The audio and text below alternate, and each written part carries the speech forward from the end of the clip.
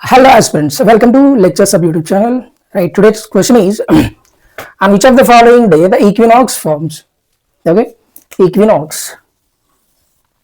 So కింద ఈ రోజున విశ్వవత్తు ఏర్పడుతుందని అడుగుతున్నాడు ఇక్కడ. At March 21st, September 23rd, March 22nd and D, A and B.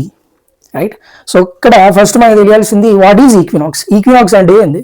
Okay, so మనకి మోషన్ ఆఫ్ ది సన్, సూర్యుడి యొక్క గమనం అని పిలుస్తాం. ఈ మోషన్ ఆఫ్ ద సన్ అనేది ఈక్వేటర్కి పెర్పెండిక్యులర్గా ఎప్పుడైతే ఉంటుందో సో దాన్ని ఏమని పిలుస్తామంటే ఈక్వినాక్స్ అంటాం అనమాట. ఓకే, విషవత్తు అని పిలుస్తారు దాన్ని. రైట్, సో అలాంటివి ఎప్పుడు ఏర్పడుతుందని అడుగుతున్నాడు. క్లియర్. రైట్, ఇక్కడ so it is March 21st.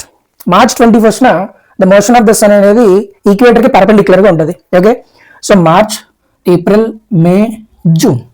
Okay, జూన్కి 23.5 నార్త్ దాకా రీచ్ అయిపోయింది. రైట్, మళ్ళీ తిరిగి జూన్ నుంచి జూలై, సెప్టెంబర్,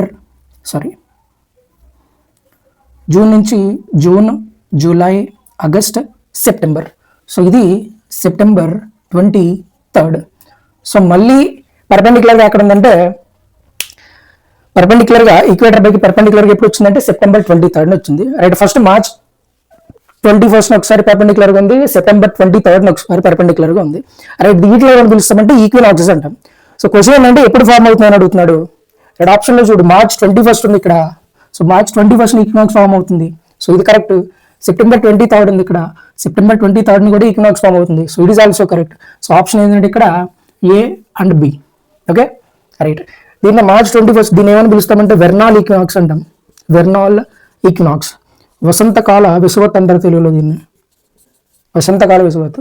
దీన్ని ఏమని పిలుస్తామంటే అటామినల్ ఈక్వినాక్స్ అంటాం. దీన్ని తెలుగులో శరత్కాల విషువత్తు అని పిలుస్తాం అన్నమాట.